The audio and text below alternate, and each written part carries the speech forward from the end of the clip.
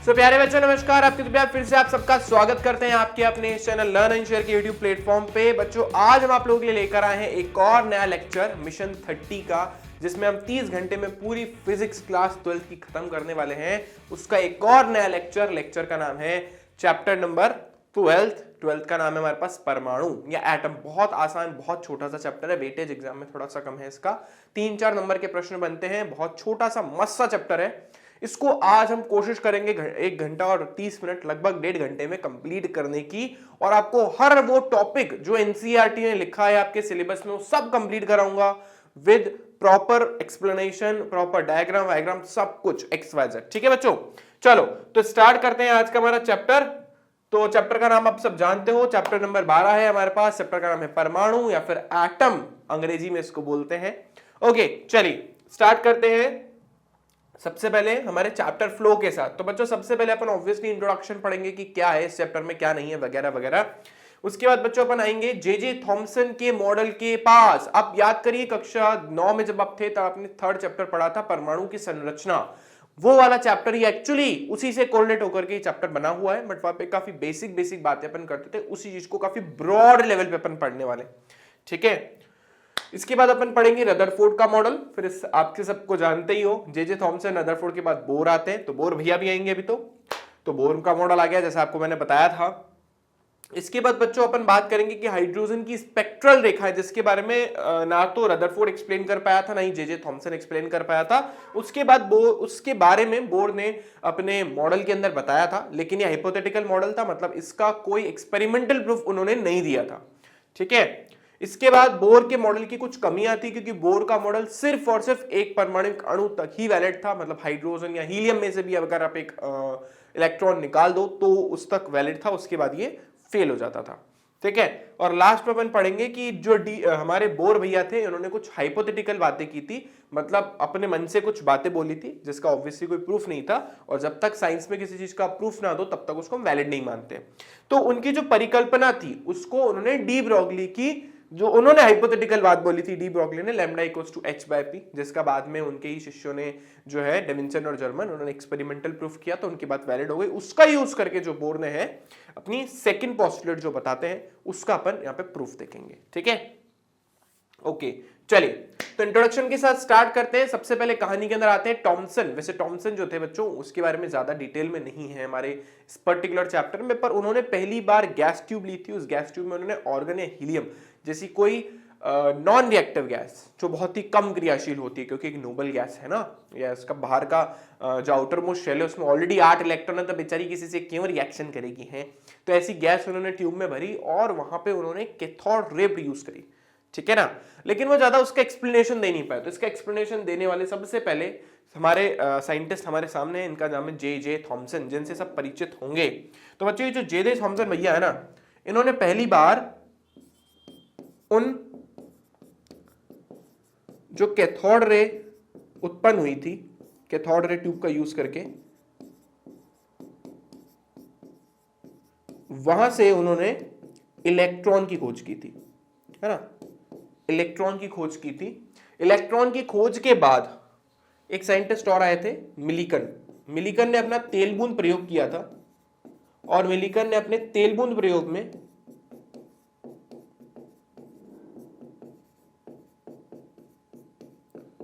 E/m को calculate करा था। E/m को अपन बोलते हैं विशिष्ट चार्ज, ये इलेक्ट्रॉन के आवेश और उसके द्रव्यमान का अनुपात होता है, ये इन्होंने कैलकुलेट करा था। बट मिलिकन के बारे में अपने को ऑब्वियसली नहीं पढ़ना अपने को, तो जे थॉमसन से ना मतलब है। तो जे थॉमसन को श्रेय मिलता है इलेक्ट्रॉन की डिस्कवरी का। इन्होंने नाम दिया था उसको इलेक्ट्रॉन, एक ऋणावेशित तत्व इन्होंने ही बताया था, और भी काफी सारी चीजें इन्होंने एक्सप्लेन की थी अपने मॉडल के अंदर, जिसके बारे में अपन डिटेल में पढ़ेंगे। प्लंक पुडिंग का मॉडल बोलते हैं, जो कि बहुत बड़ा फेलियर था।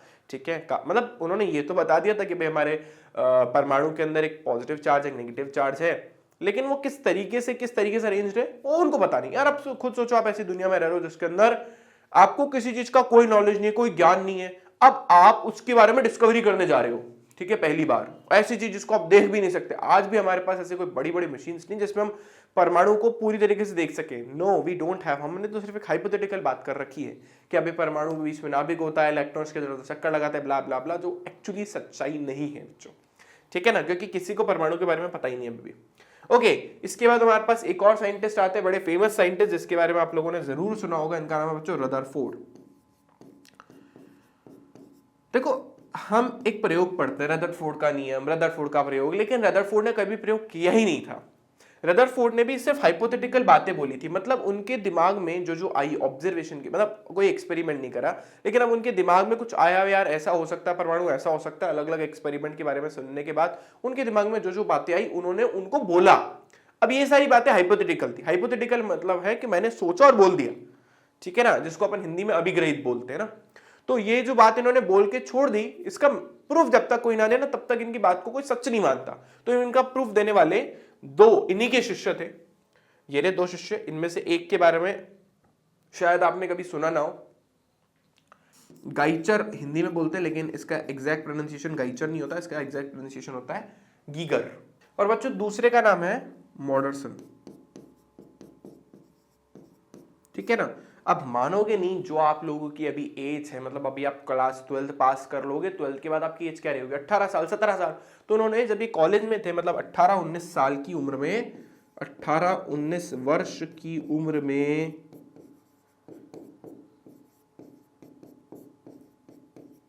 इन्होंने एक्सपेरिमेंट किया, और उस एक्सपेरिमेंट का नाम है गोल्ड लीफ जो क्या बोलते हैं, गोल्ड लीफ का जो एक एक्सपेरिमेंट आप लोगों को पता है, स्वर्ण की पन्नी के ऊपर अपन अल्फा कण डाले थे तो प्रकीर्णित हुए थे, तो अल्फा कण प्रकीर्णन का जो प्रयोग था, ठीक है ना, वो इन लोगों ने दोनों ने मिलकर के किया था, वो भी 18-19 साल की उम्र के अंदर। मॉडरसन और गाइचर इनका नाम था, हिंदी में गाइचर, इंग्लिश में इसको गीगर बोलते हैं।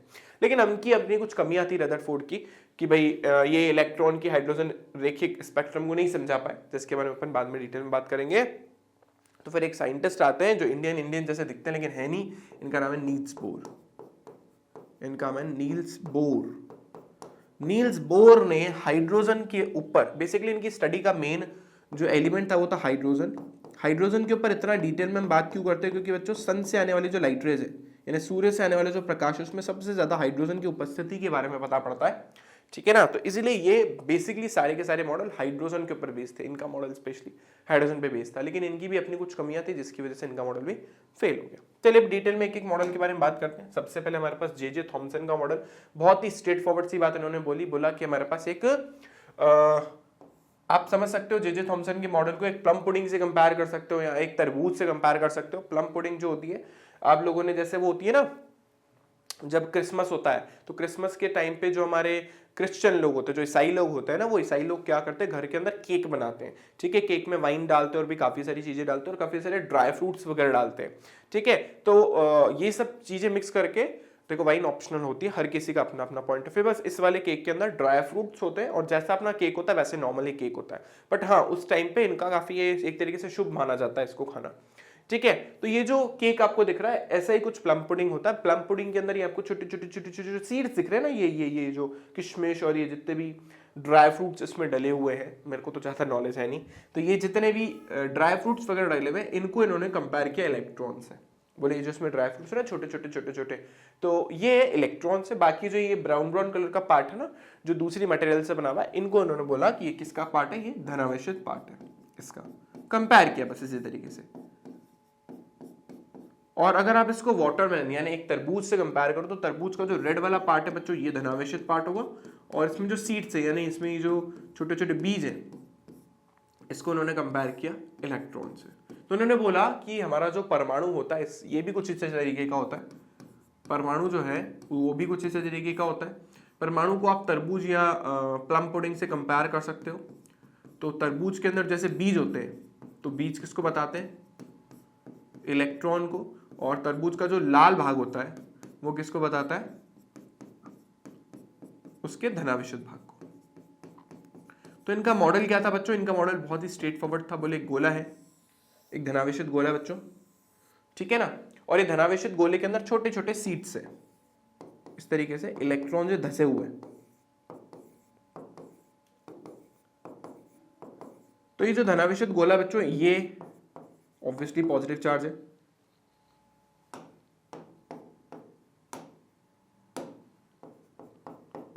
और ये जो हमारा सीड्स जो बचे हैं ना इसके अंदर, ये जो बीज जो बचे हैं, ये हमारे पास इलेक्ट्रॉन्स है। लेकिन जितना पॉजिटिव चार्ज होता है उतना ही नेगेटिव चार्ज होता है, मतलब धनावेश और ऋणावेश आपस में बराबर होंगे, तो इलेक्ट्रिकली ये न्यूट्रल है, मतलब इस पर नेट चार्ज 0 है। धनावेश ऐसा लिखते हैं अपन तो बेटर रहेगा, धनावेश और ऋणावेश आपस में क्या होते हैं, बराबर होते हैं, इसलिए ये पूर्ण रूप से निरावेशित होता है, या इसके ऊपर कुल आवेश शून्य होता है, इस पर कुल आवेश 0 होता है, शून्य होता है। ठीक है बच्चों, ऐसा इन्होंने बताया था अपने मॉडल के अंदर, बट इनका मॉडल फेल हो गया। इसके पीछे कुछ रीजन थे। ठीक है, उसके पीछे पहला रीजन था कि जब रदरफोर्ड के 2 शिष्यों ने मिलकर के एक्सपेरिमेंट किया था, तो यार गोल्ड, अब क्योंकि क्या है, जो अभी अपन पढ़ेंगे वैसे रदरफोर्ड का मॉडल, तो उसके अंदर जो इनका जो प्रेक्षण आ रहा था, मतलब जो उन्होंने ऑब्जर्व किया था ना, वो इनके मॉडल से मैच नहीं कर रहा था। यार बोला यार, अगर उन्होंने जो मॉडल दिया है और अगर परमाणु वैसा ही दिखता है तो कैसे भी हम एक्सपेरिमेंट करें रिजल्ट तो सेम आना चाहिए, पर रिजल्ट तो सेम नहीं आ रहा। तो पहली सबसे बड़ी प्रॉब्लम थी कि इनके जो मॉडल की जो पूरा एक्सप्लेनेशन था, जो इन्होंने मॉडल बताया था, वो रदरफोर्ड के स्वर्ण पन्नी प्रयोग को समझा नहीं पा रहा था।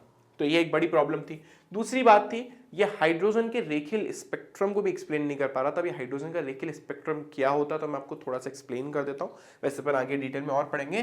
सूर्य से जो प्रकाश आता है बच्चों, सूर्य से आने वाले प्रकाश को जो है आप इस तरीके से एक प्रिज्म से पास कराते हो, और आपको पता है प्रिज्म से पास कराते ही 7 कलरों में विभाजित हो जाएगा, आप सब जानते हो इस बात को। ठीक है, ये मैंने पढ़ा हुआ है। तो इस 7 कलरों को अपन जो है एक गैस से पास कराते हैं। ये गैस जनरली हाइड्रोजन गैस होती है। तो जब इसको हाइड्रोजन गैस के कंटेनर में से, जिसमें बहुत सारी हाइड्रोजन गैस भरी हुई है, में से पास कराते, तो पास कराने के बाद हमें यहाँ पर जो 7 कलर मिल रहे थे ना, उस 7 कलर में से बीच बीच में कुछ काली काली रेखाएं मिलने लग गई। मतलब जो कलर था ना, वो बीच बीच में से गायब हो गए। समझ रहे हो आप? यहाँ पे 7 के 7 कलर मिल रहे थे, तो यहाँ पे 7 के 7 कलर वापस मिलने जाने चाहिए थे, लेकिन ऐसा हुआ नहीं। उस कलर का कुछ कुछ पार्ट बीच में से मिसिंग हो गया, मतलब ये में कुछ काली रेखाएं मिली। ये कुछ काली रेखाएं थी, मतलब कुछ कुछ कलर गायब हो गया था। तो ये कुछ कुछ कलर गायब कैसे हो गया, कहां चला गया कलर? इस गैस ने एब्जॉर्ब कर लिया, कैसे करा पता नहीं, समझ नहीं आया किसी को। तो ये चीज एक्सप्लेन नहीं कर पाते, इसी को अपन बोलते हैं हाइड्रोजन का रेखीय स्पेक्ट्रम। ठीक है ना, ये तो मैंने आपको समझाया अवशोषण स्पेक्ट्रम, ऐसे उत्सर्जन स्पेक्ट्रम भी होता है। बाद में डिटेल में अपन डिस्कस करेंगे इसी वीडियो में आगे। ओके, तो जो रदरफोर्ड का मॉडल था, जैसे मैंने आपको बताया, इसके 2 हमारे पास शिष्य हैं जिन्होंने मिलकर एक्सपेरिमेंट किया था। एक था गीगर और दूसरा हमारे पास मॉडरसन। दोनों ने मिलकर एक्सपेरिमेंट किया, बहुत सिंपल सा आसान सा एक्सपेरिमेंट था। उन्होंने सबसे पहले एक अल्फा कण का स्रोत लिया था। अल्फा कण का स्रोत जो है कोई भी आप ऐसा नाभिक ले सकते हो जो रेडियो एक्टिव हो और जो अल्फा कण कॉन्टिन्यूसली प्रोड्यूस कर रहा हो। ठीक है, तो यहाँ पर अल्फा कण का एक स्रोत है। अच्छा, अल्फा कण अगर किसी को नहीं पता तो मैं बता देता हूँ बच्चों। अल्फा कण जो होता है वो धनावेशित हीलियम कण होता है। ये धनावेशित हीलियम कण होता है। अभी धनावेशित हीलियम कण का क्या मतलब है ये भी समझ लेते हैं बच्चों। हीलियम जो होता है उसके पास उसका परमाणु द्रव्यमान तो 4 होता है, लेकिन उसकी परमाणु संख्या 2 होती है, मतलब उसमें 2 इलेक्ट्रॉन और 2 प्रोटॉन होते हैं। तो अगर किसी तरीके से मैं इसमें से क्या कर लूं बच्चों, इस हीलियम में से मैं 2 इलेक्ट्रॉन निकाल दूं, इसमें से बाहर कर दूं, तो ये जो हीलियम है इसके पास कोई भी वो नहीं रहेगा, इलेक्ट्रॉन नहीं रहेगा, मतलब ये पूरी तरीके से धनावेशित हो जाएगा, क्योंकि इसके पास सिर्फ 2 ही प्रोटॉन रहेंगे और कुछ नहीं रहने वाला। तो ये जो धनावेशित कण बनता है इसी को अपन बोलते हैं अल्फा कण। तो अल्फा कण और कुछ नहीं, धनावेशित हीलियम कण है। ठीक है, ओके। तो ये अल्फा कण जो होता है, अल्फा जो रेडियो एक्टिव मटेरियल होता है, उसमें कंटिन्यूसली रेडिएशन निकलते रहते हैं। इसके बारे में नेक्स्ट चैप्टर में अपन ने ऑलरेडी पढ़ा हुआ है। ठीक है, क्योंकि तो वन शॉट है तो अपन ने पढ़ा हुआ है, और नहीं पढ़ा तो अपन वन शॉट में और आगे देखेंगे। तो अल्फा कण जो होता है वो किसी भी रेडियोधर्मी पदार्थ से कुछ ऐसा अल्फा कण निकल रहे हैं। ये अल्फा कण जो है इसको एब्जॉर्ब करने का काम करता है लेड जो होता है बहुत अच्छा मटेरियल होता है, ये अल्फा कण को अवशोषित कर सकता है, अल्फा कण को बाहर नहीं जाने देता। ठीक है, तो अपन ने इसको पूरा का पूरा एक तरीके से समझ लीजिए लेड से इसको कवर कर रखा है चारों तरफ से, और इसमें एक छोटा सा पतला सा होल कर रखा है ताकि वो जो अल्फा कण है उसका एक पतला सा बीम अपने को मिल जाए। उस बीम को अपन क्या करेंगे बच्चों, उस बीम को एक पतली सोने की पन्नी में से पास करवाएंगे। अगर मैं experimental setup, actual experimental setup बताऊं तो एक्चुअल एक्सपेरिमेंटल सेटअप कुछ इस तरीके का है कि गोल्ड लीफ है, ये हमारा अल्फा कण का स्रोत है।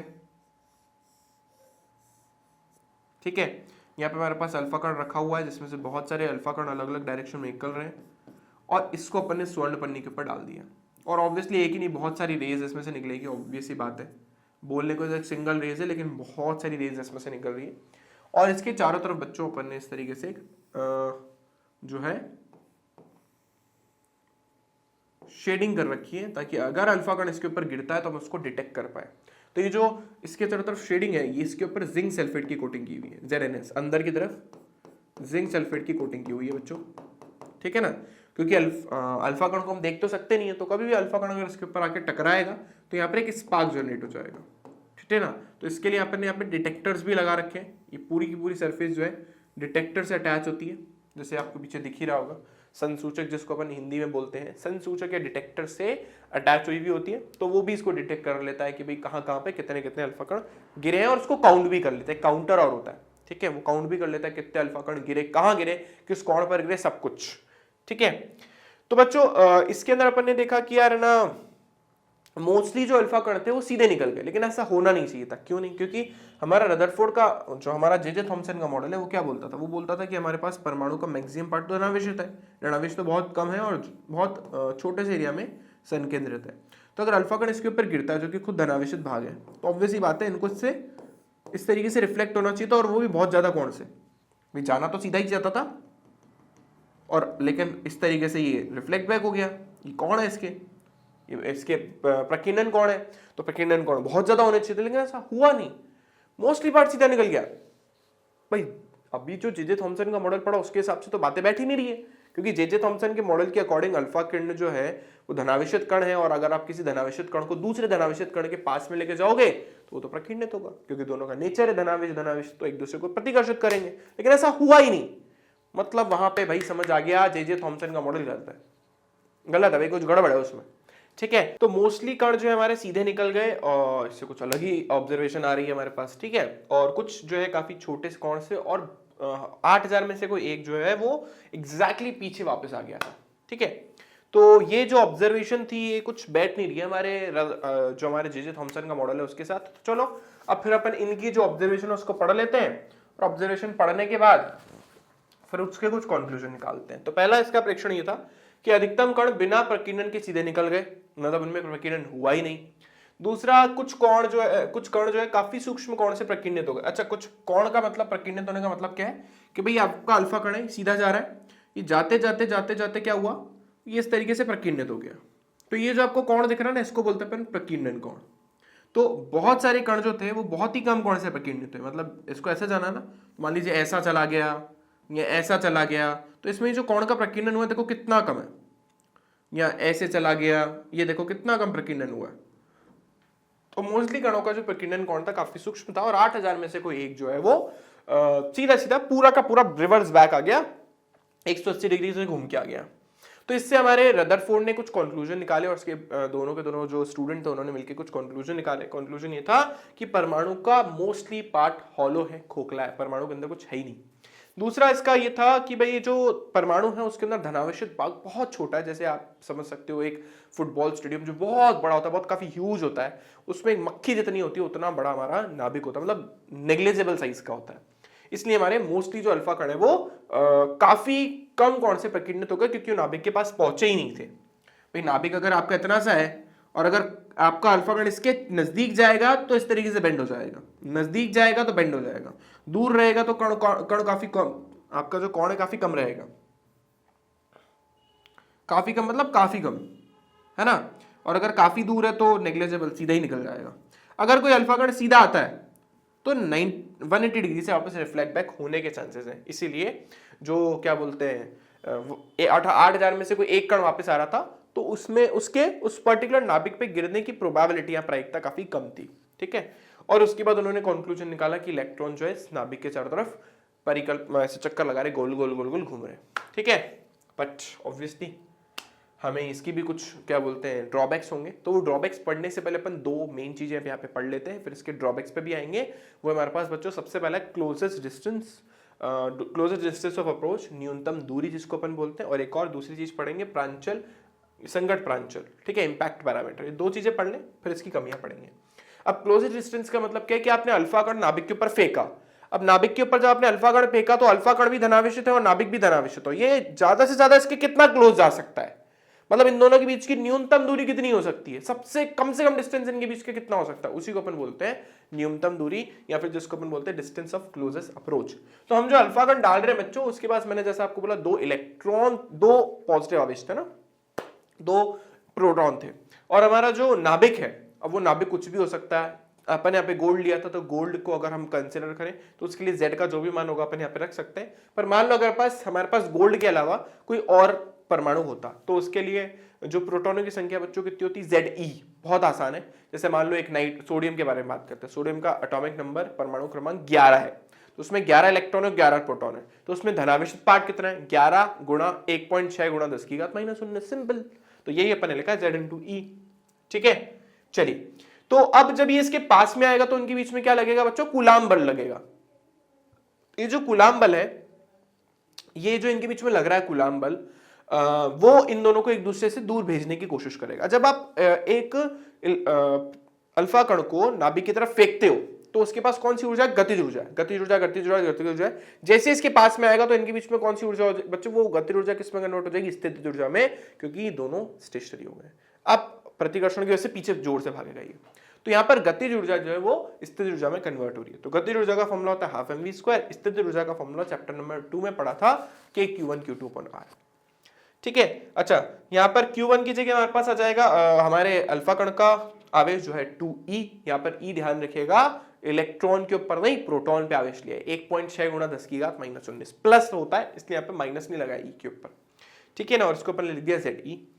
और मिनिमम डिस्टेंस ऑफ क्या बोलते हैं, डिस्टेंस ऑफ क्लोजेस्ट अप्रोच या न्यूनतम दूरी को अपन R0 से रिप्रेजेंट कर रहा है, मतलब इन दोनों के केंद्रों के बीच की दूरी, ध्यान रखना, इन दोनों के बीच की दूरी नहीं, इन दोनों के केंद्रों के बीच की दूरी। ठीक है, तो बस इसको थोड़ा सा रीअरेंज करेंगे, R0 को उधर लेके जाएंगे, हाफ mv² को नीचे लेके जाएंगे, आपका 2 ऊपर चला जाएगा, 2 दूनी 4, ये आपको न्यूनतम दूरी मिल जाएगी। एक बहुत ही फर्जी सा फॉर्मूला हमारे सामने डिराइव हो गया है। ठीक है, इसी तरीके से बच्चों एक और टर्म होती है जिसको अपन बोलते हैं इंपैक्ट पैरामीटर या संघट्ट प्रांचल। संघट्ट प्रांचल क्या होती है कि जब भी आप किसी भी अल्फा कण को फेंकते हो, तो मान लो अब वो नाभिक से जाके सीधा नहीं टकरा रहा, अब नाभिक से जाके सीधा नहीं टकरा रहा, अगर उसके पास में से होकर के गुजर रहा है तो ऑब्वियस ही बात है कुछ ना कुछ कोण से प्रकीर्णित होगा। तो जिस कोण से प्रकीर्णित हो रहा है बच्चों, उस कोण को अपन बोल रहे हैं थीटा। ठीक है, तो अब ये सीधा जाता जाता जाता जाता जाता जाता, तो ये है इसका लाइन ऑफ एक्शन, यानी जिस दिशा में जाना चाहता था, तो इस दिशा की अगर अपन इस नाभिक से लंबवत दूरी निकालते, ये वाली दूरी, तो इसको अपन बोलते हैं संघट्ट प्रांचल। तो देखो डेफिनेशन में लिखा है अल्फा कण के पथ एवं नाभिक के केंद्र के बीच की लंबवत दूरी को अपन बोलते हैं संघट्ट प्रांचल। ठीक है, इंपैक्ट पैरामीटर निकालना बहुत मुश्किल नहीं, बहुत आसान है, फॉर्मूला हमारे उसमें नहीं है, सिलेबस में नहीं है, तो सीधा सीधा फॉर्मूला मैं आपको बता देता हूं, बस B = kZe² cot θ/2 divided by kinetic energy, गतिज ऊर्जा। फॉर्मूला फिर कह रहा हूं सिलेबस में नहीं ले रखा है, ये मैं आपको एक्स्ट्रा पढ़ा रहा हूं। ठीक है, तो यहां पर सारी चीजों के बारे में आपको नॉलेज है, Z क्या होता है, E क्या होता है, थीटा क्या है, इन प्रकीर्णन कोण ध्यान रखिएगा बस, या विचलन कोण। चलिए, यहां पर एक चीज और समझने वाली बात है कि B जो है वो θ/2 के डायरेक्टली प्रोपोर्शनल है, cot θ/2 के। और cot थीटा के अंदर ऐसा होता है कि जैसे जैसे अपन थीटा का मान बढ़ाते जाते हैं, वैसे वैसे हमारे जो cot थीटा की वैल्यू धीरे धीरे कम होने लग जाती है। ठीक है, तो ऑब्वियस ही बात है कि थीटा का मान जितना ज्यादा होगा, आपका प्रांचल संघट्ट उतना ही कम होगा, यानी वो परमाणु नाभिक के उतना ही, सॉरी, वो अल्फा कण नाभिक के उतना ही क्लोज होगा। तो अल्फा का मान जितना ज्यादा है, cot θ/2 यानी B का cot θ/2 का मान भी उतना ही कम, और उसका मान जितना कम, उसके लिए B का मान भी उतना ही कम। तो थीटा बढ़ाने पर cot θ का मान हमेशा डिक्रीज होता है। तो अगर आप थीटा बढ़ा रहे हो, मतलब उसके काफी क्लोज चलेगा और आप काफी बड़े कोण से प्रकीर्णित हो गए, थीटा का मान बढ़ेगा, cot θ का मान कम होगा, cot θ का मान कम होगा तो प्रांचल संघट्ट कम होगा। प्रांचल संघट्ट कम होने का मतलब है कि वो नाभिक के काफी क्लोज है। ठीक है, अच्छा, मान लीजिए कि मैंने बोला कि मैं चाहता हूं कि वो सीधा सीधा जाके नाभिक से टकरा जाए। ठीक है, मतलब संघट्ट प्रांचल की वैल्यू 0 हो जाए। ठीक है, तो उस केस में cot θ/2 का मान 0 होगा, θ/2 का मान 90 डिग्री के बराबर होगा, क्योंकि cot θ का मान जो है 90 डिग्री पर 0 होता है, वहां पे थीटा का मान हो जाएगा 180। मतलब अगर आप किसी अल्फा कण को नाभिक पर सीधा मारते हो तो 180 डिग्री से रिफ्लेक्ट बैक होकर आ जाएगा। ये अपन यहां से इजीली कैलकुलेट भी कर सकते हैं। ठीक, चलिए, अब बोर मॉडल की अभिग्रहित के बारे में बात कर लेते हैं। चलो, मैंने यहाँ पे इसकी वो नहीं बताई है, आपकी रदरफोर्ड की कमियां नहीं बताई, तो मैं आपको रदरफोर्ड की कमियां गिना देता हूं, लिखा नहीं है यहाँ पे। रदरफोर्ड की सबसे पहली कमी थी कि रदरफोर्ड ने वही हाइड्रोजन की रेखीय स्पेक्ट्रम को एक्सप्लेन नहीं कर पाया था, जो वो भी जे थॉमसन का मॉडल भी नहीं कर पाया था। दूसरी उनकी सबसे बड़ी प्रॉब्लम ये थी कि उन्होंने ये बोला था कि जो इलेक्ट्रॉन होते हैं ना, वो नाभिक के चारों तरफ चक्कर लगाते हैं, और वो चक्कर लगा करके किसी भी कक्षा में चक्कर लगा सकते हैं। ऐसा कोई स्पेसिफाइड नहीं करा कि इस पर्टिकुलर कक्षा में ही चक्कर लगाना चाहिए। बोले इलेक्ट्रॉन है कहीं भी उसकी इच्छा करेगी जितनी दूरी पर चक्कर लगाता रहेगा। साइंटिस्टों ने बोला भाई अगर ये इलेक्ट्रॉन किसी भी कक्षा में चक्कर लगा सकता है तो इलेक्ट्रॉन तो एक आवेशित कण है, और कोई भी आवेशित कण जो कि वृत्ताकार पथ में घूमेगा वो त्वरित होगा, क्योंकि अगर कोई वस्तु वृत्ताकार पथ में घूम रही है तो उसको वृत्ताकार पथ में घूमने के लिए एक बल की आवश्यकता होगी जो उसे आवश्यक अभिकेंद्रीय बल प्रोवाइड करवाता है। और अगर किसी चीज पे बल लगता है तो त्वरण उत्पन्न होना तो लाजमी है, क्योंकि बल का फॉर्मूला ही होता है F=ma। तो अगर मेरे पे बल लग रहा होगा तो मतलब मेरे पे त्वरण उत्पन्न हो रहा है, ठीक है। और अगर मैं त्वरित हो रहा हूं और मैं क्या बोलते हैं, मैं आवेशित कण हूं, तो मैं एज एन आवेशित कण अगर मैं त्वरित हो रहा हूं तो मैं खुद में से जो है रेडियो एक्टिव मतलब विद्युत चुंबकीय तरंगें उत्सर्जित करूंगा। ये अपन ने पढ़ा हुआ है, 3 पॉसिबिलिटी थी ना।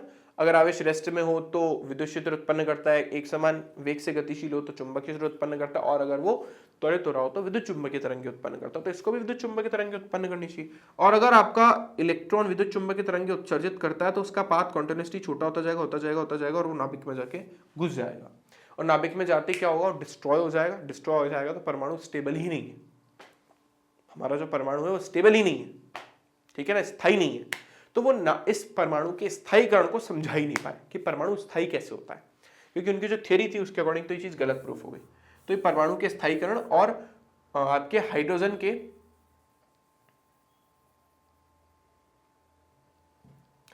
रेखीय स्पेक्ट्रम, इन 2 चीजों को एक्सप्लेन नहीं कर पाए। अब इसकी जगह हमारे पास बोर मॉडल। बोर मॉडल ने अपने कुछ पोस्टुलेट्स दिए। पोस्टुलेट्स का मतलब होता है अभिग्रहित, जिसको हिंदी बोलते हैं, मतलब मनगढ़ंत बातें, संकल्पनाएं जिसको अपने बोलते हैं, कि अपने उनके मन में जो जो आया, जो जो उन्होंने देखा उसके अकॉर्डिंग कुछ पोस्टुलेट्स दे दिए जिसका कोई प्रायोगिक सत्यापन नहीं था, ठीक है। तो उनका पहला पोस्टुलेट यही था कि जो उनकी कमी थी कि इलेक्ट्रॉन जो है किसी भी कक्षा में घूम सकता है, तो उन्होंने बोला नहीं, ऐसा नहीं होता। इलेक्ट्रॉन जो होता है कुछ निश्चित कक्षाओं में घूमता है, कुछ फिक्स्ड ऑर्बिट्स में घूमता है, जिसको अपन स्टेबल ऑर्बिट्स बोलते हैं, या स्थायी क्या बोलते हैं, कक्षाएं बोलते हैं। इन स्थायी कक्षाओं में रहते टाइम कभी भी इलेक्ट्रॉन जो होता है वो अपनी एनर्जी को उत्सर्जित नहीं करता, क्योंकि वो स्थायी है, वो यहाँ पे रहना चाहता है। मैं मेरे को अच्छा लग रहा है, मैं किसी चीज के द्वारा घूम रहा हूँ, तो मैं अपनी ऊर्जा उत्सर्जित नहीं करूंगा, ठीक है, क्योंकि अगर वो अपनी ऊर्जा उत्सर्जित करेगा तो किसी दूसरे क्या बोलते हैं कक्षा में आएगा। अगर वो दूसरी कक्षा में आ गया तो वो स्थायी नहीं होगा वहां पे, वो तो उसी कक्षा में घूम सकता है जहां पे वो स्थायी रहेगा। फिर वो कक्षा चाहे उससे ऊपर हो चाहे नीचे हो, डजंट मैटर, ठीक है। तो उनकी पहली चीज यही बोली थी उन्होंने कि भाई वो कुछ निश्चित कक्षाओं में घूमता है, जिसको अपन स्थायी कक्षाएं बोलते हैं, और घूमते टाइम वो कभी भी विद्युत चुंबकीय तरंगों के रूप में या विकिरण के रूप में ऊर्जा का आश्रय नहीं करता। तो जो पहली प्रॉब्लम थी हमारे रदरफोर्ड के मॉडल की, वो आराम से सॉर्ट आउट हो गई इनके पोस्टुलेट की वजह से। सिर्फ पोस्टुलेट है, ध्यान रखिएगा, ठीक है ना। इन कक्षाओं में घूमने के लिए आवश्यक अभिकेंद्रीय बल इलेक्ट्रॉन में नाभिक के मध्य लगने वाला स्थिर वैद्युत की बल इसको प्रदान करता है। ये आपका नाभिक है, इस पर आवेश कितना है, Zd, इलेक्ट्रॉन इसके चारों तरफ घूम रहा है, इस पर आवेश है नेगेटिव, इस पर आवेश है धनावेश। अब नेगेटिव और पॉजिटिव चार्ज हमेशा एक दूसरे को आकर्षित करने की प्रकृति रखते हैं, नेचर में ऐसा है। तो जब इन दोनों के बीच में जो बल लग रहा है ना, आकर्षण बल, वही इस इलेक्ट्रॉन को इस नाभिक के चारों तरफ घूमने के लिए आवश्यक अभिकेंद्रीय बल प्रोवाइड करवा रहा है। भाई क्यों, कैसे घूमेगा, जबरदस्ती इलेक्ट्रॉन के चारों तरफ, नाभिक के चारों तरफ। जैसे पृथ्वी जो है सूर्य के चारों तरफ क्यों घूमने के लिए बाध्य है, क्योंकि पृथ्वी ने का जो गुरुत्वाकर्षण बल है उसने सूर्य का जो गुरुत्वाकर्षण बल है उसने पृथ्वी को थाम के रखा है।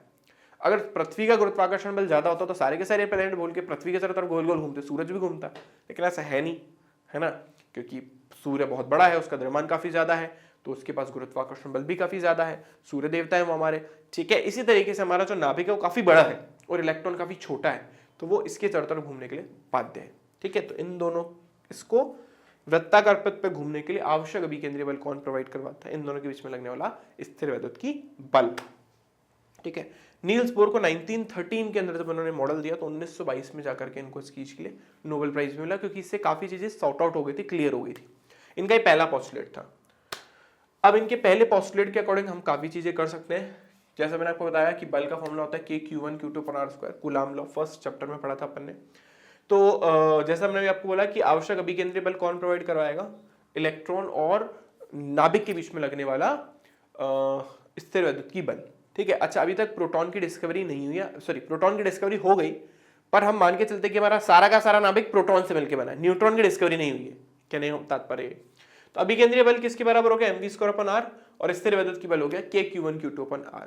मैं मान के चल रहता हूं कि इलेक्ट्रॉन nवीं कक्षा में घूम रहा है। अब nवीं कक्षा का मतलब 10वीं कक्षा, 11वीं कक्षा, 12वीं कक्षा, 15वीं कक्षा, 18वीं कक्षा, किसी भी कक्षा में घूम सकता है। तो उस कक्षा का भी नाम क्या दे दिया, nवीं कक्षा। ये nवीं कक्षा के लिए है, nवीं कक्षा के लिए। ठीक है, तो ये nवीं कक्षा के लिए हमारे पास अभिकेंद्रीय बल स्थिर वैद्युत बल के बराबर है। ठीक है, इस कक्षा में आप 1, 2, 3, 4, 5, 6, 7, 8, 9, 10 कोई भी नंबर रख सकते हो जो तुम्हारा दिल करे। तो mv²/r किसके बराबर हो गया, kq1q2/r के, जो फॉर्मूला होता है। यहाँ पर जो पहला आवेश हो तो इलेक्ट्रॉन की वजह से होगा, क्योंकि इलेक्ट्रॉन घूम रहा है, और q2 की जगह आ जाएगा नाभिक का आवेश जो होता है हमारे पास Ze, तो बस इस वैल्यू को यहाँ पर रख दिया। रखने के बाद हमारे पास कुछ इस तरीके का रिलेशन आ गया है। ठीक है, दूसरा रिलेशन अपन दूसरे पोस्टुलेट से निकालेंगे, पहला रिलेशन हमारे पास आ गया। चलिए दूसरे पोस्टुलेट पे चलते हैं। काफी इंपॉर्टेंट पोस्टुलेट है जिसको बोलते हैं कक्षाओं का क्वांटीकरण। अभी हम बोल रहे थे ना कि नाभिक जो है, जो इलेक्ट्रॉन है वो कुछ निश्चित कक्षाओं में घूमता है। तो किन निश्चित कक्षाओं में घूमता है, कुछ एक्सप्लेनेशन तो दो। मुझे कैसे पता पड़ेगा कि नाभिक कौन सी कक्षा में घूम रहा है, मैं कैसे उसको आइडेंटिफाई करूं, मैं कहां पे ढूंढूं क्या बोलते हैं इलेक्ट्रॉन को जो नाभिक के चारों तरफ घूम रहा है। मैं कह रहा हूं इलेक्ट्रॉन कुछ निश्चित कक्षाओं में घूम रहा है। तो कौन सी वो निश्चित कक्षाएं, वो निश्चित कक्षाएं हैं जिनका कोणीय संवेग h/2π का पूर्ण गुणज हो जाए। मतलब एक ऐसी कक्षा जिसके L का मान, L होता है हमारे पास mvr sin थीटा, जिसमें थीटा का मान 90 डिग्री है, तो साइन थीटा का मान साइन 90 का मान होगा 1, उसको भूल जाओ। तो जिसका कोणीय संवेग जो है mvr जो है वो h/2π का पूर्ण गुण हो जाएगा। मतलब हो सकता है जब मैं उस पर्टिकुलर ऑर्बिट के लिए जिसमें भी इलेक्ट्रॉन घूम रहा है, उसका कुछ ना कुछ वेग होगा, उसकी कुछ ना कुछ त्रिज्या होगी, ठीक है ना, तो उसकी जो भी त्रिज्या है, उसका जो भी वेग है, और इलेक्ट्रॉन का द्रव्यमान तो होता है, जो मैं उनकी वैल्यू कैलकुलेट करूंगा ना, तो h/2π का पूर्ण गुणा जाना चाहिए। वैसे मान लो h/2π का 2 गुना आ गया, h/2π का 3 गुना आ गया, 4 गुना आ गया, 5 गुना आ गया, 6 गुना आ गया, 10 गुना आ गया, 7.5 गुना नहीं चलेगा, पूर्ण गुणा होना चाहिए। सिर्फ इलेक्ट्रॉन उन्हीं कक्षाओं में घूम सकता है, बाकी किसी भी कक्षा में इलेक्ट्रॉन को घूमने की किसी भी तरीके से आप समझ सकते हो, उसको अलाउ नहीं घूमना, ठीक है ना, घूम नहीं सकता वो। ठीक है, तो यही इनका सेकंड स्टेटमेंट था कि आप मान लो मैं बोल रहा हूँ कि यार मैं पता करना चाहता हूँ कि इलेक्ट्रॉन कौन कौन सी कक्षा में घूम सकता है। मैंने मान लो कहा कि मुझे पता है इलेक्ट्रॉन का वेग कितना है, मुझे ये भी पता है कि मतलब मान लो मुझे पता करना है कि इलेक्ट्रॉन जो है वो जो है मान लो 10वीं कक्षा में घूम रहा है, 8वीं कक्षा में घूम रहा है, 7वीं कक्षा में घूम रहा है, 6वीं कक्षा में घूम रहा है। मान लो मैंने उस इलेक्ट्रॉन को मुझे पता करना था, अब उस कक्षा की नाभिक से दूरी निकालनी हो, ठीक है, तो अपन इस फॉर्मूले का यूज कर सकते हैं जो उन्होंने दिया। ठीक है, तो यहाँ पे एन की वैल्यू जैसे मैंने आपको बोला 1, 2, 3, 4 कुछ भी हो सकती है, जिसको अपन प्रिंसिपल क्वांटम नंबर बोलते हैं। ठीक है, और एच हमारा प्लांक नियतांक है, इसके बारे में अपन पहले स्टडी करके आ चुके हैं, कुछ ऐसा है नहीं। तो ये था इनका दूसरा पोस्टुलेट। ये nवीं कक्षा के बारे में अगेन बात कर रहे हैं, इसलिए सब स्क्रिप्ट में देखिए आपने हर जगह मैंने n लगा रखा है। तो ये हमारे को डालेंगे इसको समीकरण नंबर 2, जो पहले लिखा था समीकरण नंबर 1 था, अभी जो लिखा समीकरण नंबर 2 है। तो हमारे पास 2 समीकरण आ गए। इन 2 समीकरण का यूज करके हम nवीं कक्षा की त्रिज्या और nवीं कक्षा में उसका वेग, किसका, इलेक्ट्रॉन का, वो निकाल सकते हैं। देखते हैं, चलो ओके। इससे पहले चलो थर्ड पोस्टुलेट पढ़ लेते हैं, फिर अपन वी और आर की कैलकुलेशन करेंगे। अच्छा, इनका थर्ड पोस्टुलेट बहुत स्ट्रेट फॉरवर्ड था।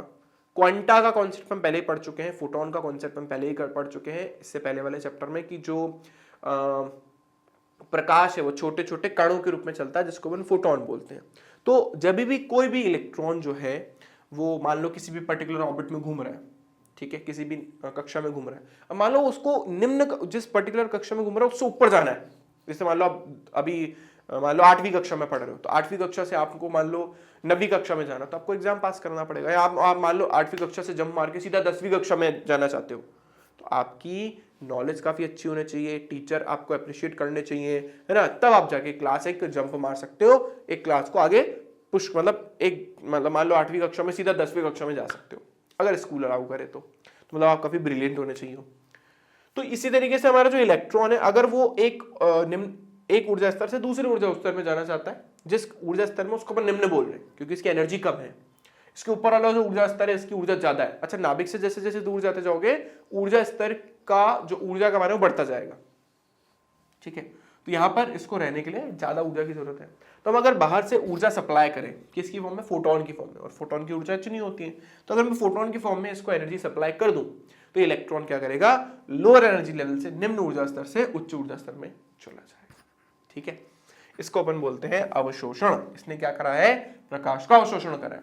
अब मान लो उच्च ऊर्जा स्तर में और ये निम्न ऊर्जा स्तर में आना चाहता है, तो वही प्रकाश जो इसको अपन ने दिया था वो वापस इसको उत्सर्जित कर देगा। इसको अपन बोलते हैं उत्सर्जन, और उच्च ऊर्जा से निम्न ऊर्जा स्तर में आ जाएगा। सिंपल। चलिए अपन V और R के कैलकुलेशन कर लेते हैं, जैसे मैंने आपको बताया था। फर्स्ट आपको पता है ये फर्स्ट पोस्टुलेट है, अभी भी थोड़ी देर पहले ही पढ़कर आए हैं। इसमें थोड़ा सा रीअरेंज करा, रीअरेंज करने के बाद R स्क्वायर को यहाँ पे लेके चले गए, क्या बोलते हैं, R स्क्वायर को यहाँ पे ले जाते ही क्या हुआ, आपका एक R से एक R कैंसिल हो गया। इस तरीके का कुछ रिलेशन आ गया हमारे पास, mv square Rn equals to kz square. और दूसरा अभिग्रहित था ये वाला, इन दोनों अभिग्रहितों मैंने भाग दिया। भाग देने से आप एक चीज नोटिस करो, m से m कैंसिल हो जाएगा, r से r कैंसिल हो जाएगा, एक v से एक v भी कैंसिल हो जाएगा, सिर्फ एक भी बचेगा, ये रहा एक v, और ये दोनों भाग जो है वैसे की वैसे जाएगी। तो हमारे पास वेग का मान निकल गया है। nवीं कक्षा में इलेक्ट्रॉनों का जो वेग है हम इस फॉर्मूले से कैलकुलेट कर सकते हैं। मैंने बोला 10वीं कक्षा में इलेक्ट्रॉन घूम रहा है उसका वेग बताओ, अब इस फॉर्मूले से निकाल सकते हो। यहाँ पे एक चीज जो नोटिस करने वाली है वो है Vn is inversely proportional to n।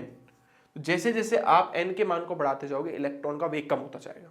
इसके पीछे रीजन ये कि अभी आगे चलो बताऊंगा मैं कि इसके पीछे क्या रीजन है। तो जैसे जैसे आप उच्च ऊर्जा स्तर में जाओगे, जैसे जैसे आप ज्यादा, जैसे मान लो 10वीं से 12वीं कक्षा में चले गए तो आपका वेग ऑटोमेटिकली कम हो जाएगा। ठीक है ना, मतलब नाभिक से जितना दूर रहोगे आपका वेग उतना कम रहेगा। ठीक है बच्चों, तो वो जो Vn का मान है उन सब के अंदर अगर अपन k जो अपन ने पीछे पढ़ा था, अगर k की वैल्यू 1/4πε0 रख दो, कट कटाने के बाद कुछ इस तरीके का एक्सप्रेशन बनता है। इसमें ये जो इतना लंबा कांस्टेंट है ना, e स्क्वायर 2ε0 h, ये सारा का सारा जो है ये सब कांस्टेंट है। तो आपको इतना बड़ा कुछ याद नहीं रखना, आपको इसका पूरा पूरा मान याद रखना है 2.2 × 10⁶। तो अगर आप nवीं कक्षा की अंदर इलेक्ट्रॉन का वेग निकालना चाहते हो तो आप इस फॉर्मूले का यूज करोगे 2.2 × 10⁶ z/n, जब पे z परमाणु क्रमांक और n कक्षा का नंबर है। वो कौन सी कक्षा की अपन बात कर रहे हैं। ठीक है, आई होप सबको क्लियर है। जैसे मैंने आपको बताया Vn is inversely proportional to n है। जैसे जैसे आप वेग बढ़ाओगे, तो जैसे जैसे आप मतलब संख्या बढ़ाओगे कक्षा की, वैसे वैसे वेग क्या होता जाएगा, घटता जाएगा। ठीक, हाइड्रोजन के बारे में बात करें, क्योंकि पूरा परमाणु मॉडल हाइड्रोजन पे बेस्ड है, तो यहाँ पर अपन z की जगह 1 रख देंगे तो सिर्फ डिवाइड में n आ जाएगा, खत्म। जैसे चौथी कक्षा की बात करो तो n की जगह 4 रख दो, 5वीं कक्षा के बारे में बात करो तो 5 रख दो, 6वीं कक्षा के बारे में रखता है तो 6 कर दो, 10वीं कक्षा के बारे में बात करो तो 10 रख दो, एंड सो ऑन। ठीक है, आगे चले। अब अपन त्रिज्या की गणना कर लेते हैं। तो कोई मुश्किल नहीं है, त्रिज्या की गणना करना आसान ही है। जो अभी अपन ने Vn का मान निकाला था ना, e²/2ε0 h z/n, अब इसको अपन रखेंगे सेकेंड वाला फॉर्मूला पढ़ा था ना जो अपन ने, वही आसान सा दिख रहा है, ये रहा। इसमें अगर अपन Vn का मान रख देंगे तो अपने को Rn का मान आराम से मिल जाएगा। तो रख दो उसके अंदर, देखो कहाँ गया, ये रखा अपन ने। जैसे Rn का मान अपने पास मिल गया। फिर कह रहा हूँ डेरिवेशन इतनी इंपॉर्टेंट नहीं है, क्योंकि आपको तो एग्जाम में रख के बताना है और लास्ट फाइनल वैल्यू लिख देनी है 0.53 n²/z × एंगस्ट्रॉम। ठीक है, ये मान आपको याद रखना पड़ेगा, इसका कोई ऑल्टरनेटिव नहीं है, कोई रट्टा ही मारना पड़ेगा इसका। ठीक है, तो Rn का मान हो गया 0.53 n²/z एंगस्ट्रॉम। ठीक है, एंगस्ट्रॉम 10⁻⁻10 होता है। यहाँ पे Rn is direct proportional to n² है। तो आप ये चीज नोटिस कर ले कि जैसे जैसे आप n का मान बढ़ाओगे वैसे वैसे ऑब्वियसली त्रिज्या भी बढ़ेगी, है ना भाई। मैं दूसरी कक्षा में, दूसरी से चौथी कक्षा में जाऊंगा, चौथी से 10वीं कक्षा में जाऊंगा तो त्रिज्या तो बढ़ेगी, ये तो कंप्लीटली ऑब्वियस है। तो अगर मैं यहाँ पे इनका अनुपात निकालू ना, R1 R2 R3 R4, इन सब का अनुपात निकालू तो 1:4:9:16:25 आएगा। 1 का स्क्वायर, 2 का स्क्वायर, 3 का स्क्वायर, 4 का स्क्वायर, 5 का स्क्वायर, एंड सो ऑन। अब बच्चों बात करते हैं समय अंतराल के बारे में। ये भी मुश्किल नहीं है, समय कैसे निकालते, दूरी बटा चाल। अब जब एक इलेक्ट्रॉन एक कक्षा में चक्कर लगा रहा है, जो कि हम मान के चल रहे हैं कि वृत्ताकार कक्षा है, उसके लिए दूरी कितनी होगी 2πr, और कितने वेग से चल रहा है, v वेग से चल रहा है। ठीक है, तो हमारे पास समय का फॉर्मूला आ गया 2πr/v। ठीक है, 2πr/v हमारे पास फॉर्मूला आ गया है। तो 2π/Rn/Vn ये फॉर्मूला हमारे पास। इसमें R का मान अपन रख देते हैं, V का मान अपन यहाँ पे रख देते हैं। रखने के बाद कर कुराने के बाद ब्ला ब्ला ब्ला ब्ला लास्ट की वैल्यू आ गई। फिर कह रहा हूँ ये सब सिर्फ कैलकुलेशन है, आपको कैलकुलेशन पे ध्यान नहीं देना, आपको सिर्फ फाइनल फॉर्मूले पे ध्यान देना है।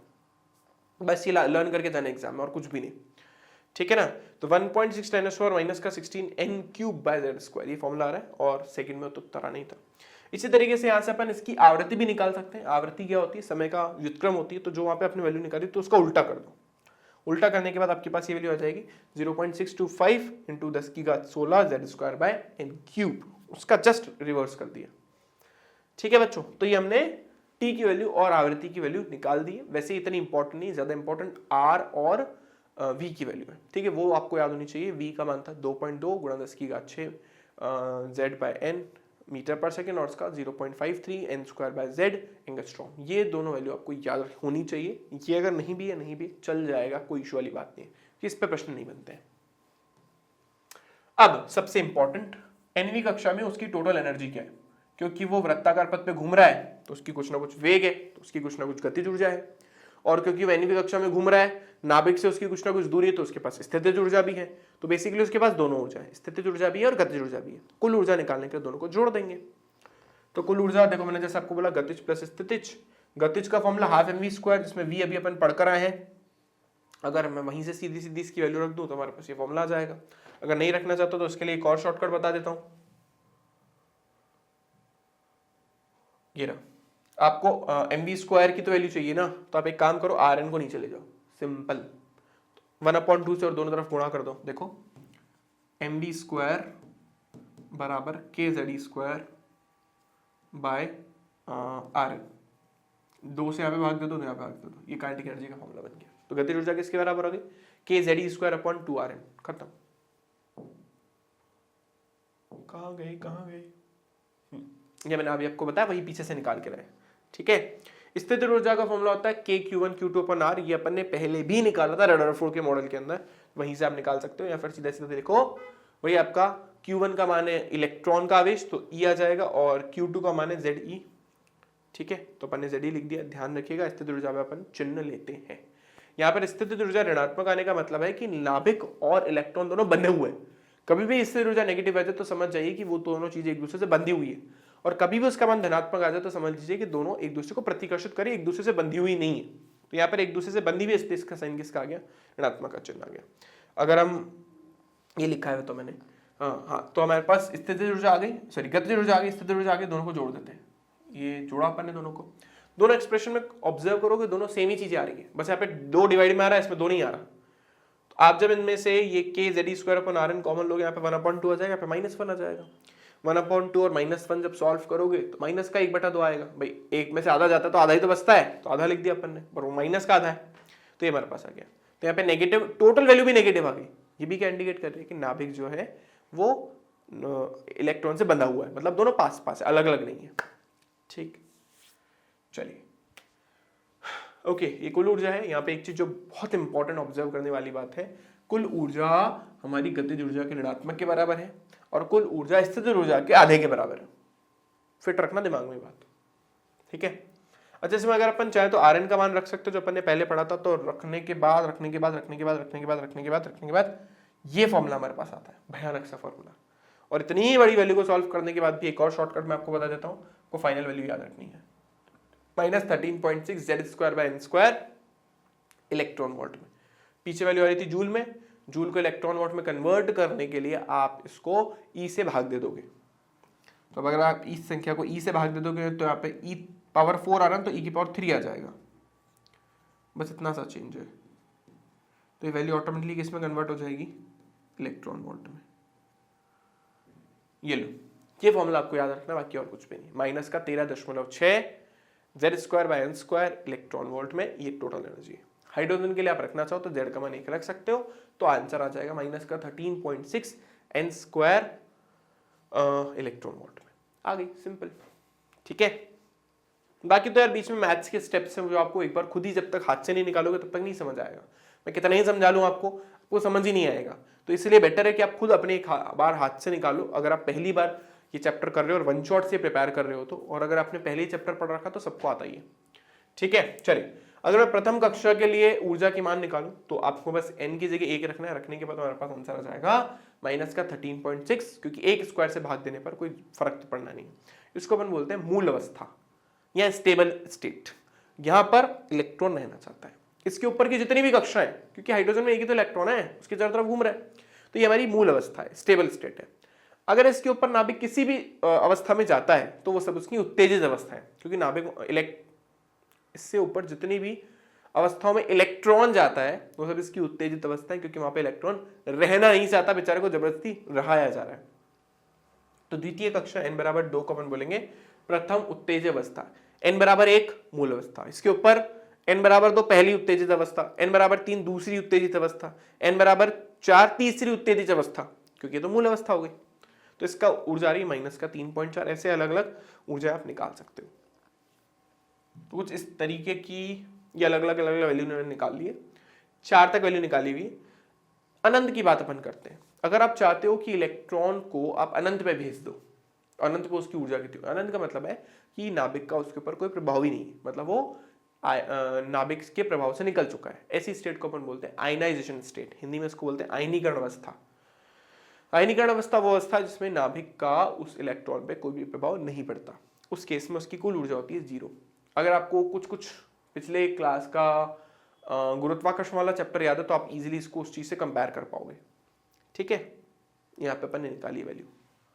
चलिए, तो इस तरह के कुछ डायग्राम अगर मैं बनाऊं, मूल अवस्था ये रही, नाभिक के ऊपर पहली मूल अवस्था, फिर दूसरा जो n बराबर 2 है पहली उत्तेजित अवस्था है। इनके बीच में मैंने डिफरेंस ज्यादा क्यों बनाया, इनके बीच में डिफरेंस कम क्यों बनाया, क्योंकि जब इन दोनों के बीच का अंतर निकालोगे 13.6 और 3.4 के बीच का, तो करीब 10.2 आएगा, जो काफी ज्यादा है। पर इनके बीच में अगर आगे डिफरेंस निकालोगे तो डिफरेंस धीरे धीरे क्या होने लग जाएगा, कम होने लग जाएगा। इसलिए मैंने ये एनर्जी लेवल जो बनाया, ऊर्जा स्तर जो बनाया, वो जैसे जैसे अपन दूर जाते जाते वैसे और पास आना चालू हो जाते हैं, ठीक है। तो अगर नाभिक जो अगर इलेक्ट्रॉन पहली अवस्था है, मूल अवस्था से किसी भी उत्तेजित अवस्था में जाना चाहता है, जैसे मान लो उसको वो मूल अवस्था में और उसको पहली उत्तेजित अवस्था में जाना है, तो आपको उसको करीब 10.2 इलेक्ट्रॉन वोल्ट की ऊर्जा सप्लाई करनी पड़ेगी, तब जाकर के वो n बराबर 1 से n बराबर 2 में पहुंचेगा। और अगर मान लो n बराबर 2 में और वो n बराबर 1 में जंप मारना चाहता है, तो इतनी ऊर्जा वो वापस आपको दे देगा, जो उसका थर्ड पोस्टुलेट था हमारे नील्स बोर का, जिसके बारे में अभी बता रहा था, वही लिखा है। तो मान लो n1वीं कक्षा जो है उसके अंदर ऊर्जा ये है, n2वीं कक्षा जो उसमें ऊर्जा ये है। अगर मैं दोनों का डिफरेंस निकाल लूं, अंतर निकाल लूं, तो कुछ इस तरीके का एक्सप्रेशन बनेगा। सॉल्व कर आने के बाद ये आएगा, सिंपल महाफर्जी, ठीक है। तो इस फॉर्मूले से आप आराम से 2 पर्टिकुलर ऊर्जा स्तरों के बीच का अंतर निकाल सकते हो, ठीक है बच्चों। अच्छा, एनर्जी का फॉर्मूला क्या होता है? एनर्जी का फॉर्मूला होता है hc/λ, क्योंकि फोटोन के फॉर्म में तो एनर्जी दे रहे हैं अपन, hc/λ। यहाँ पे h और c दोनों ही नियतांक, इसको फेंका नीचे। इस पूरी संख्या को जब आप सॉल्व करोगे तो सॉल्व करने के बाद बच्चों एक और नया कांस्टेंट आएगा, जिसको अपन बोलते हैं रिडबर्ग कांस्टेंट। वैल्यू होती है इसकी 1.09 इंटू 10⁻7 पर मीटर, या इसको आप बोल सकते हो 1.1। अगर मैं अप्रोक्सीमेशन कर दूं इसका, तो 1.1 गुणा 10⁻7 पर मीटर। तो हमारा एक और नया फॉर्मूला बन गया। इसमें 1/λ को बच्चों अपन बोलते हैं तरंग संख्या, ठीक है। इस फॉर्मूले से आप लैम्डा भी निकाल सकते हो कि भाई किस तरंग दैर्ध्य का प्रकाश उसको देना है, या जब वो वापस नीचे आएगा उत्तेजित अवस्था से वापस निम्न अवस्था में, तो किस तरंग दैर्ध्य का प्रकाश वो उत्सर्जित करेगा, या निम्न से ऊपर जा रहा है तो किस तरंग दैर्ध्य का प्रकाश को सप्लाई करना है, ये अपन यहां से निकाल सकते हैं, ठीक है बच्चों। तो इस फॉर्मूले से इजीली निकल आएगा। अब अपन पढ़ते रेखीय स्पेक्ट्रम, जो मैंने आपको थोड़ा बहुत तो बता ही दिया था। तो ये रहा, जैसे मैंने आपको बताया, सबसे पहले श्वेत प्रकाश को अपन ने क्या करा, श्वेत प्रकाश को अपन ने प्रिज्म से पास करा। प्रिज्म से पास कराने के बाद वो 7 कणों में विभाजित हो गया, या फिर आप पहले गैस के कंटेनर में से पास करा दो, फिर उसके बाद उसको प्रिज्म से पास करा दो, कोई फर्क नहीं पड़ना, ऑलमोस्ट सेम ही बात है। तो उसके बाद आपको जो प्रिज्म में 7 कलर है उसमें काली काली रेखाएं दिखेंगी, ये जो काली काली रेखाएं दिख रही है ना नीचे आपको, इसको अपन बोलते हैं अवशोषण स्पेक्ट्रम, इंग्लिश में बोलते हैं एब्जॉर्प्शन स्पेक्ट्रम। हुआ क्या, इसमें जो भरी हुई गैस थी, कंटेनर में भरी हुई जो गैस थी, उस गैस ने, देखो दिख रहा होगा आपको गैस, है ना। तो ये जो गैस थी, इसने बताऊं क्या करा, इसने उस जो सूर्य का प्रकाश था उसमें से पर्टिकुलर कोई स्पेशल वेवलेंथ की लाइट को एब्जॉर्ब कर लिया। जैसे मान लो इलेक्ट्रॉन अभी n बराबर 1वीं कक्षा में बैठा है, तो कुछ इलेक्ट्रॉनों ने इस तरीके की ऊर्जा अवशोषित करी कि वो n से किस में चली जाए, 1 से 5वीं में चली जाए, किसी ने 1 से दूसरी वाली को ऑब्जॉर्व कर लिया, किसी ने n बराबर एक से दूसरी वाली के लिए एब्जॉर्ब कर लिया, तो कुछ कुछ पर्टिकुलर कलर की वेवलेंथ जो है इस स्पेक्ट्रम में से मिसिंग हो गई। क्यों हो गई? इसके पीछे रीजन ये है क्योंकि जो हाइड्रोजन गैस थी उनके परमाणुओं ने उस ऊर्जा को फोटोन के फॉर्म में एब्जॉर्ब कर लिया और वो निम्न अवस्था से उत्तेजित अवस्था में पहुंच गई। अब ये जो गैस थी, जो पहले कोल्ड गैस थी, जो ठंडी गैस थी, अब क्योंकि इसने ऊर्जा अवशोषित कर लिया ना तो ये गर्म हो गई क्योंकि इनके पास एनर्जी आ गई। अब ये सबके सब उत्तेजित अवस्था में, लेकिन उत्तेजित अवस्था में रह नहीं सकते क्योंकि वो सब अस्थायी अवस्था है, इनके लिए बनी नहीं है। बस ठीक है, एनर्जी एब्जॉर्ब कर ली तो चले गए ऊपर वाली क्लास में, बैठा ही नहीं जा रहा वहां पे, क्योंकि हम सोच तो रहे थे कि हम मैनेज कर लेंगे लेकिन दूसरे बच्चों के साथ कंपीट नहीं कर पा रहे हम। ठीक है, तो वहां पर हमारी गैस हॉट हो गई है, गर्म हो गई है। अब इस गर्म गैस को जब वापस अपन प्रिज्म से पास करवाते हैं तो ये जिन जिन पर्टिकुलर कलर की लाइट को उन्होंने अवशोषित किया था उसको वापस ये रिमिट कर देते हैं, वापस उत्सर्जित कर देते हैं। तो काली पट्टी पे अपने को वो सारी लाइंस दिखने लग जाती है जो पहले पहले यहां से गायब हो गई थी। जिन जिन पर्टिकुलर कलर के प्रकाश को उन्होंने अवशोषित किया था ना वो सब की सब आपको यहाँ पे दिखने लग गई ऊपर की तरफ। देखो ये हो गया हमारा उत्सर्जन स्पेक्ट्रम। ठीक है, आई होप सबको क्लियर है। इसी को अपन बोलते हैं उत्सर्जन व अवशोषण स्पेक्ट्रम। ठीक है, तो स्पेक्ट्रम विद्युत चुंबकीय विकिरण का एक ऐसा समूह जो आवृत्ति या तरंगदैर्घ्य के बढ़ते या घटते हुए क्रम में हो। दो तरीके के होते हैं, अवशोषण और उत्सर्जन। डेफिनेशन दोनों की यहाँ लिखी है, मैंने आपको बता दी है क्या है। आप चाहो तो डिटेल में पढ़ो, आपकी चॉइस। बस उत्सर्जन में उच्च ऊर्जा स्तर से निम्न ऊर्जा स्तर में आ रहा है और अवशोषण में निम्न से उच्च की तरफ जा रहा है। ठीक है बच्चों, ओके। ये आप चाहो तो देख लेना, आपकी चॉइस है। वैसे मैं ऐसे कोई आपको कंपलसरी सजेस्ट नहीं कर रहा हूँ। जैसे हाइड्रोजन में भी ना अलग अलग कलर का होता है, जैसे वो लाल कलर के प्रकाश को अवशोषित कर रहा है, हरे को कर रहा है, नीले को कर रहा है, बैंगनी को कर रहा है। तो लाल कलर का प्रकाश वो तब अवशोषित करेगा जब n बराबर दूसरी कक्षा से तीसरी कक्षा में जाए। हरे कलर का प्रकाश वो तब अवशोषित करेगा जब n बराबर 2 से 4 में जाए। नीले का तब करेगा जब 2 से 5 में जाए, और बैंगनी कलर का तब करेगा जब 2 से 6 में जाए। ध्यान रखिएगा, इससे ज्यादा वो नहीं कर सकता। मतलब एक हाइड्रोजन का परमाणु n बराबर 6 से ऊपर नहीं जा सकता। अब 6 से ऊपर जाना तो फिर सीधा आयनीकरण है, उसके पास और कोई ऑप्शन नहीं है। बट इनके अलावा वो और कोई पर्टिकुलर कलर को एब्जॉर्ब नहीं करता। ठीक है, तो ये आपके सामने वैल्यूज लिखी है और इसके कॉरस्पॉन्डिंग तरंगदैर्घ्य का मान भी लिखा है। कहाँ से निकाला? फॉर्मूले से। जैसे मुझे पहले वाले वैल्यू के लिए निकालना है, लाल कलर के लिए निकालना है, तो मैं n1 का मान कितना रखूंगा 2 और n2 का मान कितना रखूंगा 3। देखो फॉर्मूले में रखा, सॉल्व कर कराने के बाद लैम्डा का मान ये आया, उसके बाद लैम्डा के मान को और सॉल्व किया तो ये आ गया 654। ठीक है, 654 सिंपल है। इससे आप कोई भी वैल्यू निकाल सकते हो। ऐसे मान लो। ठीक है, आई होप यहां तक सबको समझ आ गया ना। अब अपन बात करते हैं हाइड्रोजन के रेखीय स्पेक्ट्रम के बारे में। अब अगर कोई भी कोई भी इलेक्ट्रॉन है नाभिक के अंदर, मान लो पहली ऊर्जा स्तर में बैठा है, ठीक है ना, और पहली ऊर्जा स्तर से वो किसी भी ऊर्जा स्तर में जाना चाहता है, 1 से 2 में जाना चाहता है, 1 से 3 में जाना चाहता है, 1 से 4 में जाना चाहता है, 1 से 5 में जाना चाहता है, या किसी भी ऊर्जा स्तर में बैठा है ऑलरेडी, किसी भी उत्तेजित अवस्था में बैठा है और वो पहली ऊर्जा स्तर में गिरना चाहता है। जैसे मान लो दूसरे में बैठा है पहले में आना चाहता है, 10 में बैठा है पहले में आना चाहता है, 90 में बैठा है पहले में आना चाहता है, तीसरे में बैठा है पहले में आना चाहता है। इस तरीके से जो रेखीय स्पेक्ट्रम में प्राप्त होगा उसको अपन बोलते हैं लाइमन स्पेक्ट्रम। और लाइमन स्पेक्ट्रम जो होता है वो जो अपन ने अभी विकिरण देखा था ना, उस विकिरण में तो अपने को दृश्य प्रकाश दिख रहा था। लेकिन अगर अपन प्रकाश का पूरा एक स्पेक्ट्रम ले जिसमें सारे कलर हो, यूवी भी हो, दृश्य प्रकाश भी हो, सब हो, तो हमें कौन सा स्पेक्ट्रम मिलेगा? उसमें से कौन सा पार्ट मिस कर देगा? यूवी।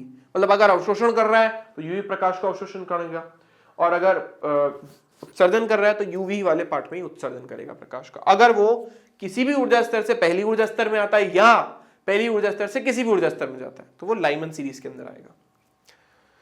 बामर सीरीज, आपने एक चीज अगर नोटिस की हो, अगर आपने ऑब्जर्व किया हो, तो हमारे इस केस के अंदर इलेक्ट्रॉन सिर्फ दूसरी ऊर्जा स्तर से ही चला था, क्योंकि हम जिस कलर को देख सकते हैं वो है दृश्य प्रकाश।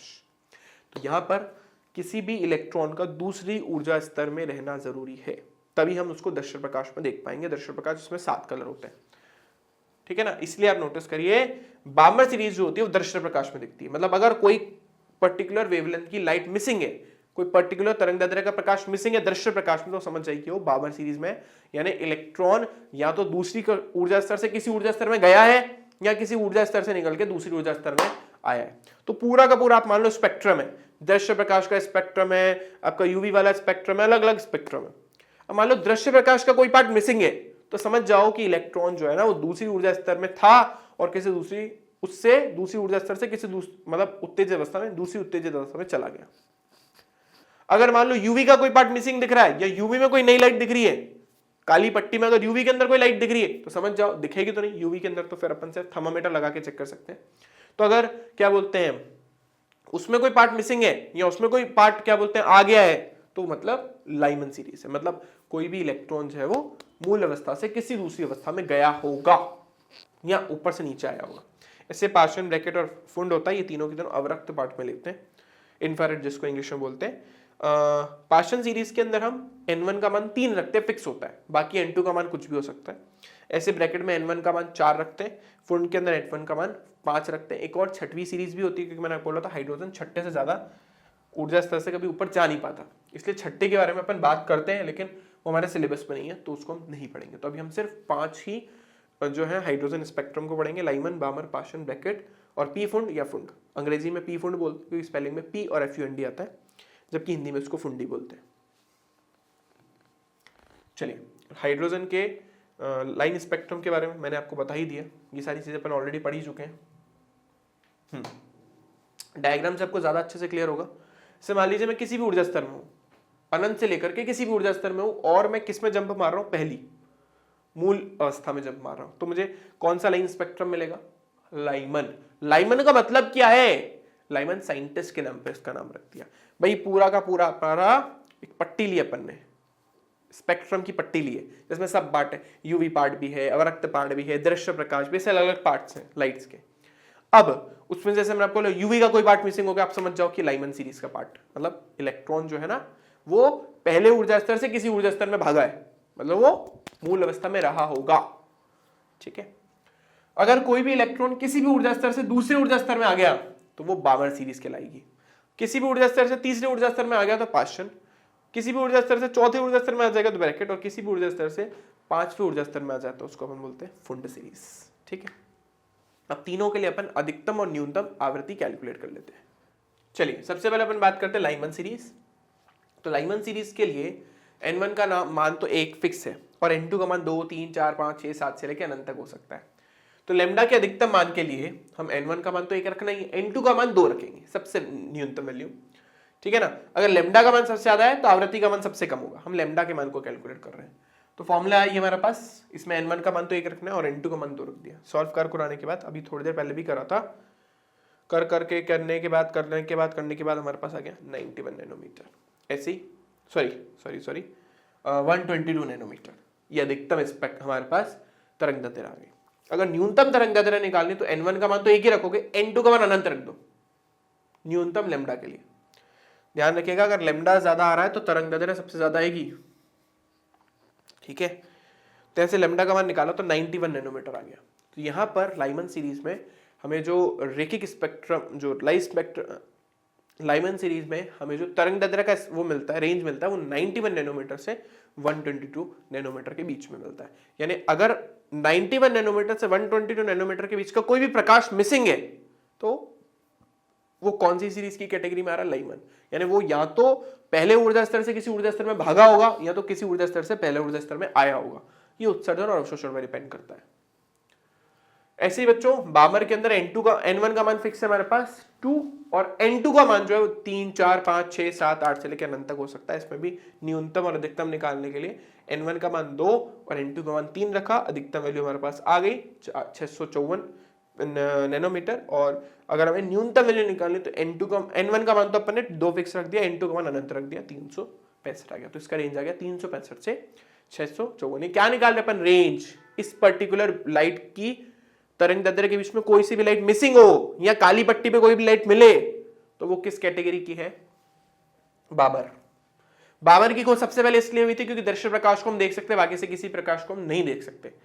इसलिए हाइड्रोजन स्पेक्ट्रम में पहली स्पेक्ट्रम जिसकी खोज हुई थी वो थी बामर। बामर नाम के साइंटिस्ट ने की थी इसकी खोज, इसलिए इसका नाम बामर सीरीज पड़ा। इसी की खोज पहले की क्योंकि दृश्य प्रकाश में सिर्फ यही दिखती है और कोई नहीं दिखती, बाकी सबको सिर्फ थर्मामीटर से बाद में टेस्ट करा हमने, तो हमें पता पड़ा। ऐसे पार्शियल ब्रैकेट और बच्चों अलग अलग चीजों के लिए अपन वैल्यूज निकाल सकते हैं। इसकी कंबाइंड टेबल मैंने यहाँ पे बना रखी है, देख लीजिए। जैसे लाइमन श्रेणी के लिए n1 का मान फिक्स है, n2 का मान कुछ भी हो सकता है। लेमडा का मैक्सिमम और मिनिमम मान मैंने निकाल रखा है, r की फॉर्म में आप निकाल लो तो भी कोई इशू नहीं है, ठीक है। ऐसे बामर, पार्शियल, ब्रैकेट और फुंड की वैल्यू आपके सामने सब पे है, बस इसका रेंज वो याद रखना कि जो हमारी लाइमन सीरीज होती है वो यूवी रेज में आती है, बामर जो है दृश्य क्षेत्र में आती है, पार्शियल जो हमारे पास अवरक्त में, बाकी तीनों की तीनों अवरक्त में आती है। अवरक्त का मतलब होता है इंफ्रारेड। ओके, अगर हमारा इलेक्ट्रॉन जो है एनवी ऊर्जा स्तर में और एनवी ऊर्जा स्तर से संक्रमण करना चाहता है, नीचे जाना चाहता है, जैसे मान लो 5वीं कक्षा में हूं, तो 5वीं कक्षा से मैं नीचे कितने संक्रमण कर सकता हूं? मैं 5वीं से 4थी में जा सकता हूं, मैं 5वीं से 3री में जा सकता हूं, मैं 5वीं से 2री में जा सकता हूं, 5वीं से 1ली में जा सकता हूं, समझना। अच्छा, मैंने 4 का एग्जाम्पल लिया है, जैसे 4 में हूं मैं, 4 से किस में जा सकता हूं? 3 में, 4 से 2 में, 4 से 1 में। या अगर मानो मैं 4 से 3 में जंप कर गया, तो 3 में जंप करने के बाद भी मेरे पास ऑप्शन है नीचे, क्योंकि मुझे पहुंचना ग्राउंड स्टेट पे, ध्यान रखना, मतलब n बराबर 1 पे पहुंचना है, तो मैं n बराबर 3 से n बराबर 2 में जा सकता हूं, n बराबर 3 से डायरेक्टली n बराबर 1 में जा सकता हूं। मान लो नहीं, मैं तो n बराबर 2 में गया, अब 2 में जाने के बाद भी मेरे पास एक ऑप्शन है, तो कुल मिला के कितनी पॉसिबिलिटीज है एक इलेक्ट्रॉन की नीचे संक्रमण करने की? टोटल आ गया हमारे पास 6। तो इसका एक सिंपल फॉर्मूला होता है n(n-1/2), याद रखिएगा।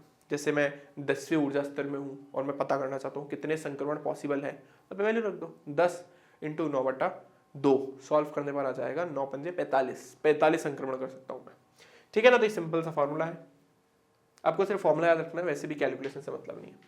पर बोर का मॉडल फिर भी फेल हो गया, क्योंकि बोर का मॉडल सिर्फ एक इलेक्ट्रॉन वाले परमाणु तक वैलिड था। जैसे आप हाइड्रोजन के बारे में बात कर लो, हीलियम में भी एक इलेक्ट्रॉन आपको निकालना पड़ेगा, लिथियम में 2 इलेक्ट्रॉन निकालने पड़ेंगे, तो बस इन्हीं के लिए वैलिड था।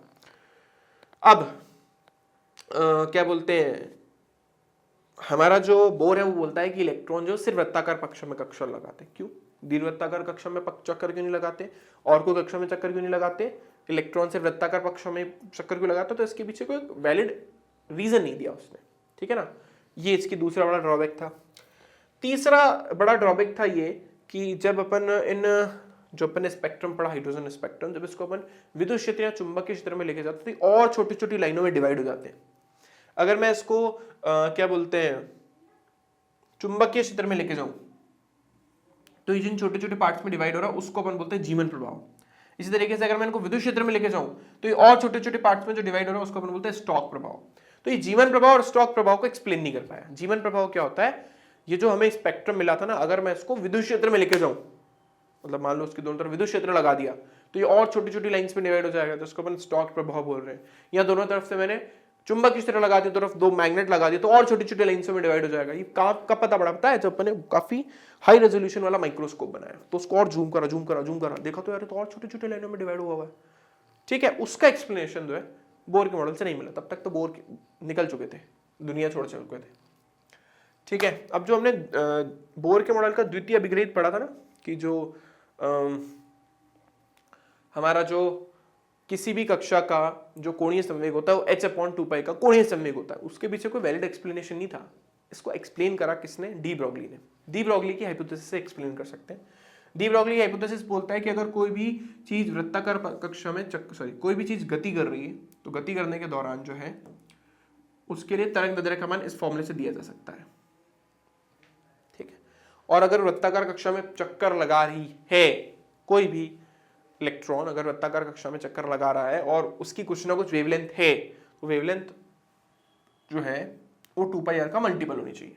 मतलब मान लो उसने 5 चक्कर, मतलब मान लो 5, 6, 7 की कुछ ना कुछ वेव्स तो कंप्लीट तो बनेंगी ना, जैसे 5.5, 6.5 वेव नहीं बन सकती। जैसे मान लो एक इलेक्ट्रॉन जो है वो हमारे क्या बोलते हैं, नाभिक के चारों तरफ गोल गोल घूम रहा है, जो रियलिटी में गोल नहीं घूमता, वो आपको पता है तरंग के रूप में घूमता है। तो जो तरंग है ना, तो आपको पता है 2 श्रृंगों या 2 गर्तों के बीच की दूरी को लैम्डा बोलते हैं। तो ये लैम्डा जो है ना, ये 2 लैम्डा हो सकते हैं, 3 लैम्डा हो सकते हैं, 10 लैम्डा हो सकते हैं, 8 लैम्डा हो सकते हैं, 8.5 लैम्डा नहीं हो सकते। नहीं बोला कि 2πr जो है n लैम्डा के बराबर होना चाहिए, और लैम्डा का मान आप डी ब्रॉगली तरंग दैर्ध्य से निकाल सकते हो। इसमें इसको रखा h/mv को थोड़ा सा रीअरेंज करा, हमें mvr चाहिए था, तो 2π को नीचे भेजा, mv को नीचे भेजा, तो mvr किसके बराबर हो गया? nh/2π। यही था बोर के नियम का बोर का सेकंड अभिग्रहित, जिसका एक्सप्लेनेशन हम इजीली जो है आराम से डी ब्रॉगली की हाइपोथेसिस से दे सकते हैं, ठीक है बच्चों। तो आई होप सबको चैप्टर समझ आया होगा, मजा आया होगा। तो इसी के साथ ही हमारा चैप्टर होता है ओवर। अगर आपको वीडियो अच्छा लगा तो लाइक और शेयर करना है। जिन जिन बच्चों ने अभी तक हमारी ऐप जो है डाउनलोड नहीं करी हो, सबसे पहले जाकर के ऐप डाउनलोड कर लीजिएगा।